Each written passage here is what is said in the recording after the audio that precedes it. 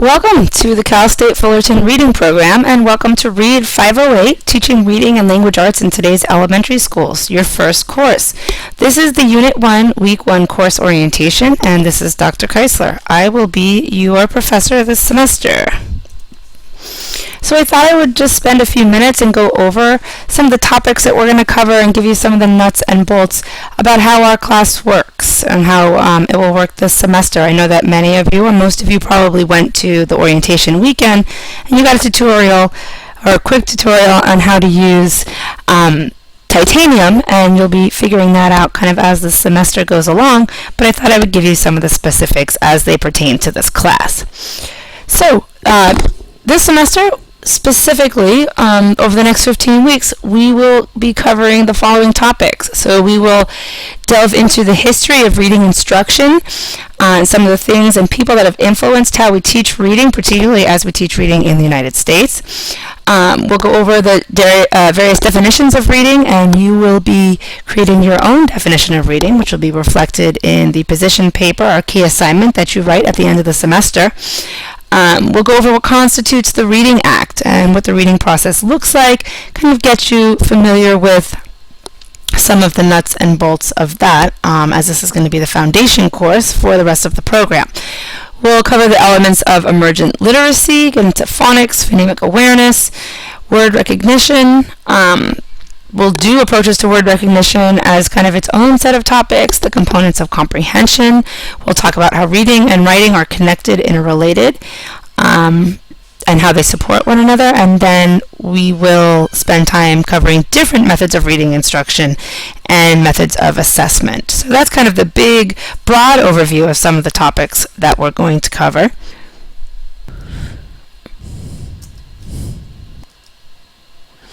So this course is divided up into learning units. So if you want to think about kind of how we're going to cover the material, we can think about it in chunks of content.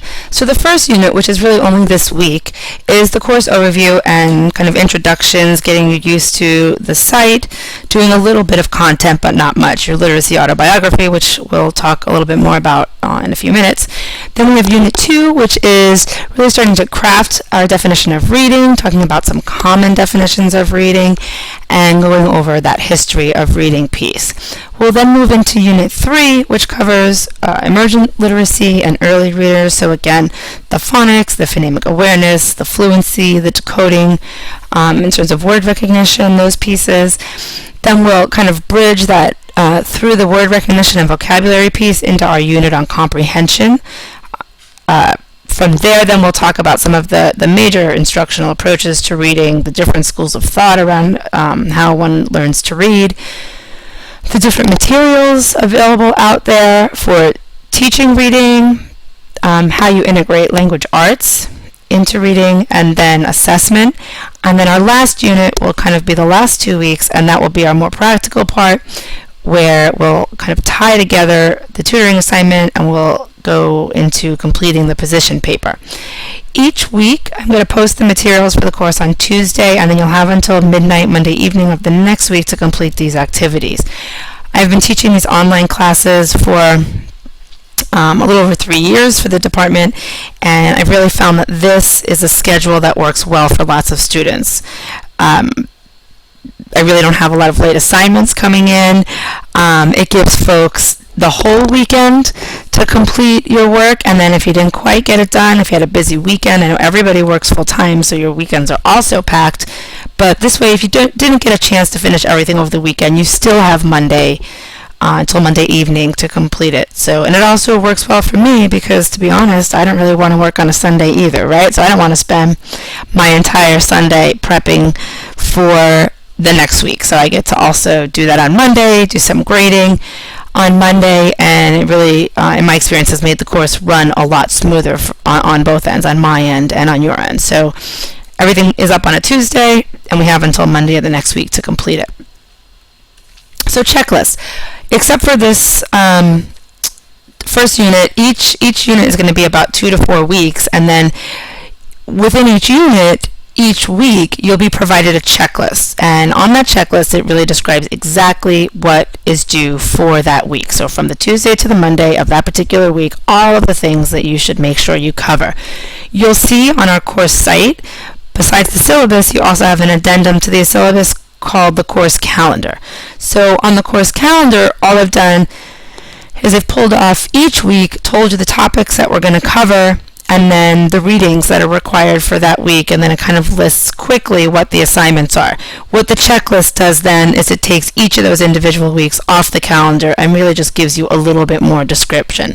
So your course calendar is something you should be very familiar with, and you should be checking on each week. And then each week, the first item in the titanium thread will be the checklist for that week, and it will describe all of the assignments that are due. So have that out and make sure you just kind of go down that and get all of those things done. I also like to kind of put the things in the order that I think you should complete them. It's kind of the order of how I would complete them. So you can use that as a guideline for pacing yourself. So in terms of the assignments in the class, obviously since it's an online class and we're never going to meet in person, online class participation is critical. So in all my courses, I make it a major part of your grade. So it's 25% of your grade. That might look like posting on a forum, making a comment on VoiceThread, working on a Wikispace page, but that will all be described for you in your weekly checklist, what your online class participation is for that week. Then you've got assignment 1, which is your literacy autobiography. It's going to be worth 5% of your grade. Assignment 2, which is your tutoring experience, will be 20% of the grade, and that's broken down into 3 pieces. So you'll get a grade for the description of the student, a separate grade for the best description of the best tutoring session, and a separate grade for the reflection piece. Assignment 3 is in lieu of having a midterm and a final. We do a 2/3 exam, and so I think it comes around week 10. I don't have it quite in my head right now, but it's usually around week 10. I have to look at the course calendar.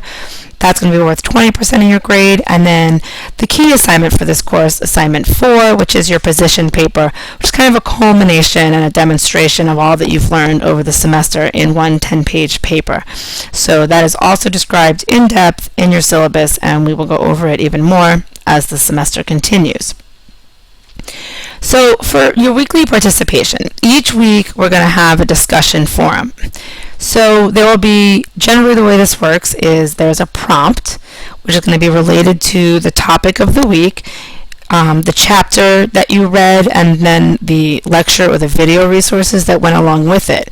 And the checklist will describe for you exactly how that discussion should happen that week. So sometimes it will just be a prompt, and you need to post a thoughtful, substantive entry by, midnight Monday of that week. Sometimes the weekly checklist will describe that I would like you maybe to post by a Friday, an original post, and then I'd like you to log back in over the weekend and post 2 responses to what your classmates have written. So you are always encouraged to read what your classmates are posting and reply to them to kind of keep the discussion and really form an online community, but you won't always receive a grade for your responses. So if you're going to be held accountable for reading and posting a response to what somebody else has written, that will be described for you in the weekly checklist. But that won't happen every week in this class. Sometimes it will just be, here's the prompt I've given you, and I just would like you to write a response to my prompt. There in the syllabus, you can find a description and the rubric for the online class participation. Each one is worth 5 points, and they should reflect the readings, the video resources, the lectures you listen to, and the thinking that you're doing about the topic. So it's a really good idea to quote or reference the text, or quote or reference something that you watched or saw. And you'll find on the forum in our thread this week, I've got an example of what a good response to a forum prompt should be. So really important piece. In terms of my activity on the forum, I generally follow the saying that no news is good news. So I'm not going to respond back to all of your posts each week, but do know that I am reading them. So they're usually graded by about Wednesday of each week. If you're way off, or if I see the whole class is kind of way off in the discussion, then I do make a post to the class and make some comments. But generally, I just kind of pop in and out. I do read everything, so you can be assured of that.